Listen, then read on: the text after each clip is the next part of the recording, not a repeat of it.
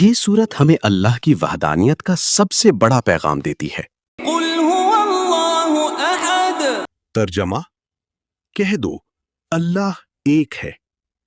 وضاحت، اللہ اکیلا ہے، اس کا کوئی شریک نہیں۔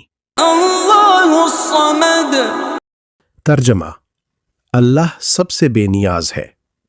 وضاحت، سب اسی کے محتاج ہیں، وہ کسی کا محتاج نہیں۔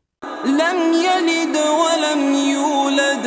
ترجمہ، نہ اس کی کوئی اولاد ہے نہ وہ پیدا ہوا۔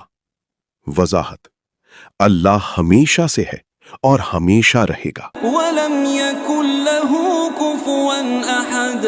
ترجمہ، اور کوئی اس کے برابر نہیں۔ وضاحت، اللہ جیسا کوئی نہیں ہو سکتا۔